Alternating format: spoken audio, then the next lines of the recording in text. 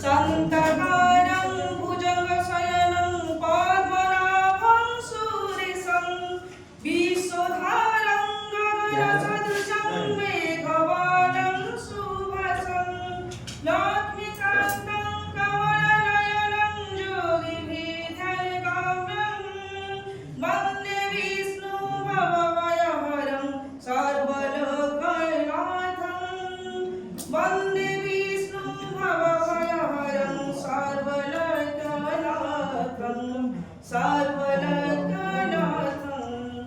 आज आह्वान होमे कौन करवा उचित और कौन न करवा उचित आह्वान होची कर्म अकर्म को चिन्हवा आह्वान होची भूल ठीक को निर्णय करवा एवं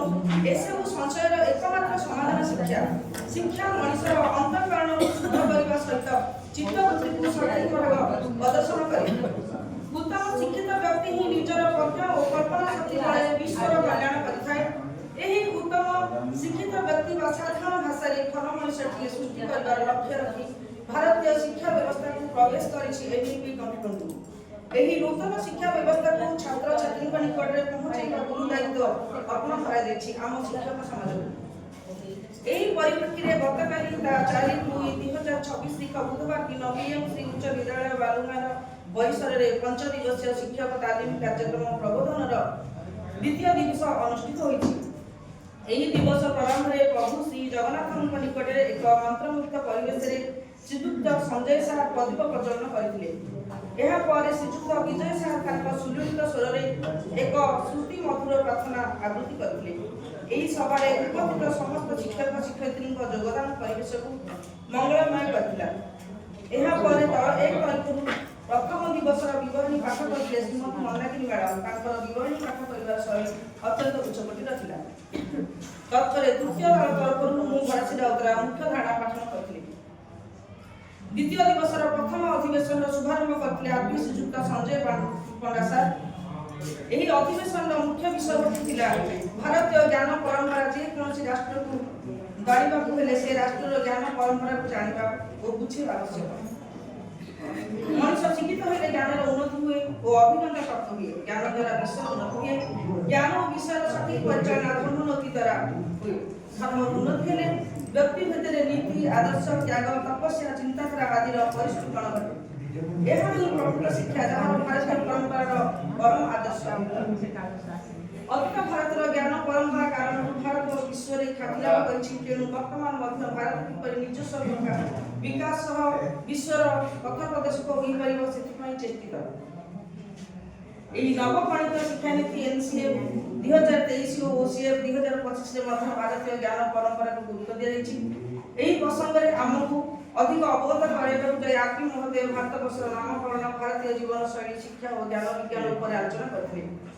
विष्णु पुराण और श्रीमद् भागवत गीता अनुसार भारतवर्ष नामकरण मनु और शतरूपांक वंशज भरतंक नाम अनुसार होइछि भारतीय जीवन शैली आध्यात्म धर्म संस्कृति सभ्यता और परंपरा उपर आधारित एहा हमको जीवन चारोटी आश्रम अवस्था यथा ब्रह्मचर्याश्रम गृहस्थाश्रम वानप्रस्थाश्रम सन्यासी इत्यादि विषय धारणा देता भारतीय शिक्षा व्यवस्था शिक्षा परंपरा उपर आधारित एठारे आरपी महोदय गुरुकुल व्यवस्थार वैशिष्ट्य पठनीय विषय 4टी वेद 6टी वेदांग 4टी उपांग 4टी उपवेद दर्शन श्रीमद् भागवत गीता और उपनिषद विषय रे अवगत कराइथिले तत्पर आरपी महोदय भारतीय विज्ञान परंपरा पराकाष्ठा बुझाइबाकु जाय विभिन्न उदाहरण दैथिले श्रेणी मध्य शिक्षार्थी मध्य आलोचना रे अंशग्रहण करथिले से महाशय एही अधिवेशन को सुचारू रूपे तुलाइथिले एथि सहित अधिवेशन परिसमाप्ति मध्य घटिथिला तत्पर द्वितीय अधिवेशन शुभारंभ करथिले श्रीयुक्त अशोक घड़ीसा जहार विषय वस्तु थिला भारतीय दर्शन व्यक्तित्वर समग्र विकासर संकल्पना बा अथवा पंचकोशात्मक समग्र विकास एही अधिवेशन रे सार पंचकोशात्मक व्यक्तित्व विकासर स्वरूप संबंधे आलोचना करथिले एगुड़िक हेला जथा अनमय कोश यह शरीर बाह्य आवरण सदृश्य सुषम खाद्य व्यायाम विश्राम द्वारा यह विकास संभव प्राणमय कोश आसन सूर्य नमस्कार प्राणायाम और ध्यान अभ्यास द्वारा यही कोशर विकास संभव मनोमय कोश एकाग्रता स्थिरता चिंता शांत अनाशक्ति और सेवा कार्य मनोमय कोषर विकास स्वरूप विज्ञानमय कोष अर्थात बुद्धि यह मनोमय कोष तुलन सूक्ष्म और परिष्कृत नियमित अभ्यास अध्ययन जिज्ञासा और सेवा परायणता विज्ञान कोषर विज्ञान विकास स्वरूप आनंदमय कोष यह चित्तमधु कहुए यापर से महाशय सर्वांगीन और समग्र विकास पार्थक्य दर्शाई कहते जे व्यक्तिगत समष्टिगत सृष्टिगत विकास व्यक्तिर समग्र विकास करने सह मुक्तिर दिगरे आगक बढ़िया ही शिक्षार लक्ष्य यहीपरि भाव परिसमाप्ति घटिला तत्पर मध्याह्न भोजन विरति होता मध्याह्न भोजन विरति पर आरपी सुजुक्त पवित्र परिडासा तृतीय अधिवेशन शुभारंभ करते यही अधिवेशन मुख्य विषय वस्तु था दक्षता भित्तिक शिक्षण और आकलन से यही संबंध में आलोकपात करते एक वंश शताब्दीर कौशल हासिल करने निमंते शिक्षा को प्रस्तुत करने दक्षता आधारित पद्धति प्रणयन कर आवश्यकता अनुभव होची घोषा पाठ अपेक्षा अनुभव अनुसंधान समस्या समाधान और भाव विनिमय क्षमतार विकास यापर सार पाठ्यक्रम लक्ष्य दक्षता और शिक्षण फलाफल को विस्तार भाव बुझाइवाई बहिष्करण करते पाठ्यक्रम लक्ष्य साधन मौलिक पर्यायर ओसीएफ 2025 12टी दक्षता मापकाठी उल्लेख कर आरपी महोदय दक्षता भित्तिक शिक्षण और यार प्रकृति संबंध में आलोचना करते दक्षता भित्तिक विकास पंचपदी सोपान व्यवहार कर शिक्षक शिक्षयित्री पाठ योजना प्रस्तुत करेंगे आरपी दर्शाई यही पंचपदी सोपान है यथा अदिति शिक्षार्थी पूर्व ज्ञान को व्यवहार कर शिक्षक शिक्षादान आरंभ करेंगे बोध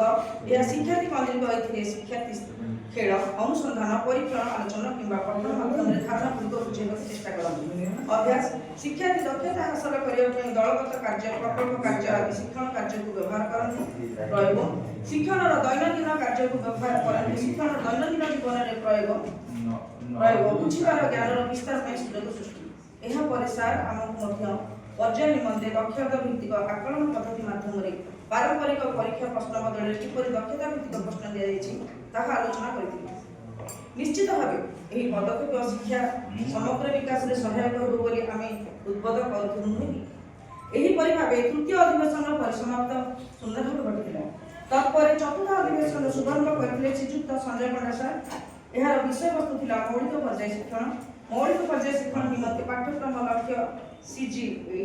रु सीजी 11 पर्यंत ग्रहण कर एफएलएम ग्रेड रे छात्र छात्री संख्या और भाषा खेल अभिवृद्धि को गुरुत्वारोप कर सार केतोटी शिक्षण बिंदु आलोचना करते सेगुड़िक है जथा निपुण ओडिशा मिशन अंतर्गत पदक्षेप ओसीएफ 2025 मौलिक पर्याय पाठ्यपुस्तक मौलिक पर्याय शिक्षण मानदंड पाठ्यपुस्तक वैशिष्ट्य श्रेणी भित्तिक धारणागुड़िक माध्यम सुयोग स्थापन पंचपदी शिक्षण प्रक्रिया और आकलन मौलिक स्तर में प्रचेषा परिशेष सार आम शिक्षक भाव किपर अभिवृद्धि को सुनिश्चित कराइबा पिलामान एसबू केमती सुंदर भाव सुचारू रूप पहुँचाइबा से